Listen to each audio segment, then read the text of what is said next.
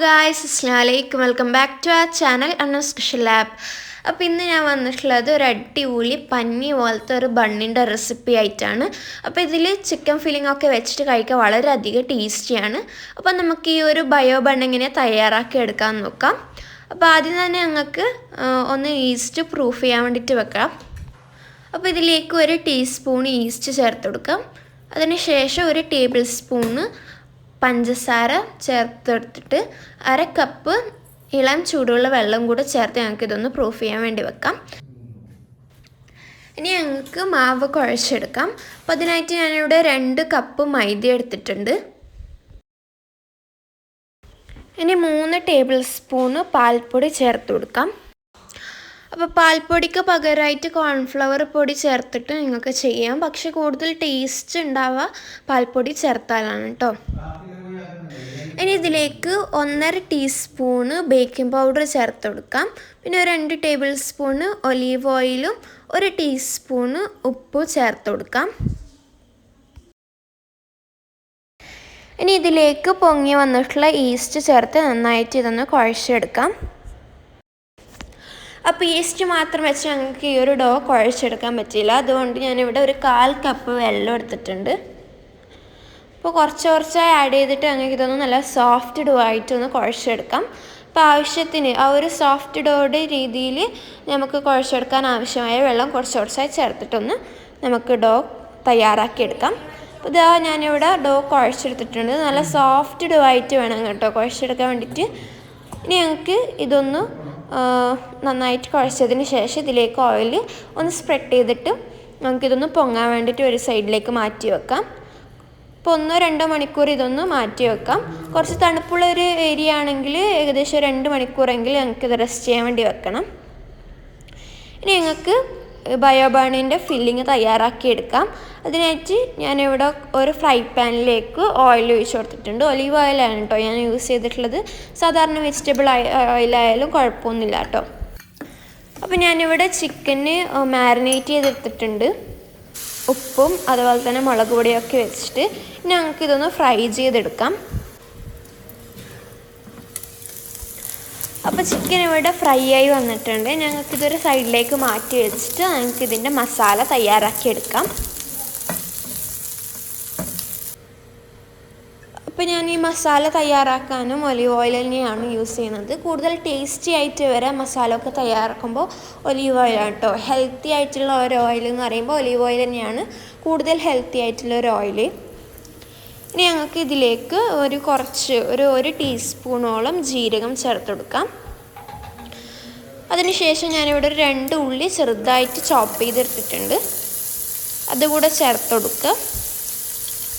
ഇനി നന്നായിട്ട് ഞങ്ങൾക്കിതൊന്ന് വഴറ്റിയെടുക്കാം. അപ്പോൾ കൂടുതൽ പെട്ടെന്ന് ഞങ്ങൾക്ക് ഈ ഉള്ളിയൊക്കെ ഒന്ന് വഴറ്റി വരണമെങ്കിൽ ആദ്യം തന്നെ ഞങ്ങൾക്ക് ഉള്ളിയുടെ ഒപ്പരം തന്നെ കുറച്ച് ഉപ്പ് കൂടെ ചേർത്ത് കൊടുക്കാം. അപ്പോൾ മസാലയ്ക്ക് ആവശ്യമായ കുറച്ച് ഉപ്പ് ഇതിലേക്ക് ചേർത്ത് കൊടുക്കുന്നുണ്ട്. അപ്പോൾ ഉള്ളിയൊക്കെ ഇവിടെ നന്നായിട്ട് വഴന്ന് വന്നിട്ടുണ്ട്. ഇതിലേക്ക് ഞങ്ങൾക്കിനി ഇഞ്ചി, പച്ചമുളക്, വെളുത്തുള്ളി നന്നായിട്ടൊന്ന് ചതച്ചത് 1 ടേബിൾ സ്പൂണ് ചേർത്ത് കൊടുക്കാം.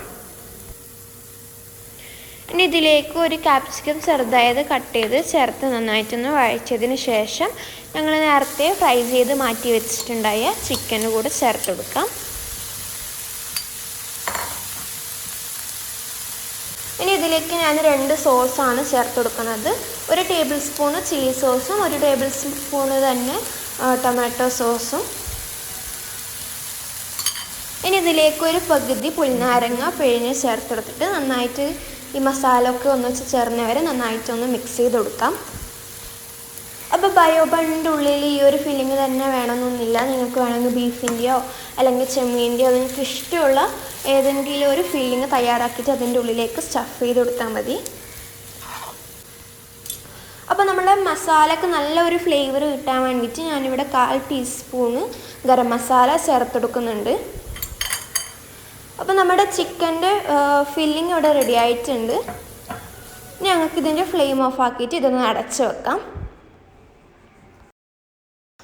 അപ്പോൾ ഇതാ ഞങ്ങൾ നേരത്തെ കുഴച്ച് വെച്ചിട്ടുണ്ടായ മാവ് ഇവിടെ റെഡി ആയിട്ടുണ്ട്. ഞങ്ങൾക്കിതൊന്നുകൂടെ ഒന്ന് കുഴച്ചതിന് ശേഷം ചെറിയ ഭാഗങ്ങളായിട്ട് മാറ്റി വെക്കാം. അപ്പോൾ ഞാനിവിടെ 2-3 ബോൾസായിട്ട് മാറ്റി വെച്ചിട്ടുണ്ട്. ഇനി ഞങ്ങൾക്കിതൊന്ന് പരത്തിയെടുക്കാം. അപ്പോൾ ഇത് നമുക്ക് ഈസി ആയിട്ട് പരത്തിയെടുക്കാൻ വേണ്ടിയിട്ടാണ് ഞാനിവിടെ ചെറിയ ചെറിയ ഭാഗങ്ങളാക്കി വെച്ചിട്ടുള്ളത്. ഇത് ഞാനിവിടെ ചെറുതായിട്ട് ഈ ഒരു തിക്കിലാണ് പരത്തിയെടുത്തിട്ടുള്ളത്. ഇനി ഞങ്ങൾക്ക് ഒരു കട്ടർ യൂസ് ചെയ്തിട്ട് റൗണ്ട് ഷേപ്പിലായിട്ട് കട്ട് ചെയ്തെടുക്കാം. അപ്പോൾ ഞാൻ ചെറിയ ചെറിയ ബണ്ണാണ് ഇപ്പോൾ തയ്യാറാക്കിയെടുക്കുന്നത്. നിങ്ങൾക്ക് വലിയ ബണ്ണ തയ്യാറാക്കേണ്ടതുണ്ടെങ്കിൽ കുറച്ച് വലിയ കട്ടർ യൂസ് ചെയ്യാം കേട്ടോ. ഇനി ഈ കട്ട് ചെയ്ത് ഞങ്ങൾക്കൊരു 1/4 മണിക്കൂർ മാറ്റി വെക്കാം. അതിനുശേഷം ഇപ്പോൾ കട്ട് ചെയ്തെടുത്തിട്ടുള്ള ഓരോ പീസും നമുക്ക് ചെറുതായിട്ടൊന്ന് പരത്തി കൊടുക്കാം. അപ്പോൾ നന്നായിട്ട് പ്രസ് ചെയ്യാൻ പാടില്ല, ലൈറ്റായിട്ടൊന്ന് പരത്തി കൊടുക്കാം കേട്ടോ. അപ്പോൾ പരത്തിയെടുത്തതിന് ശേഷം അതിൻ്റെ ഉൾഭാഗത്തായിട്ട് ഞങ്ങൾക്ക് ഒലീവ് ഓയിൽ ഒന്ന് സ്പ്രെഡ് ചെയ്ത് കൊടുക്കാം. എന്നിട്ട് ഈ ഒരു സൈഡിൽ നിന്ന് അപ്പുറത്തെ സൈഡിലേക്ക് ഒട്ടിച്ചു കൊടുക്കാം.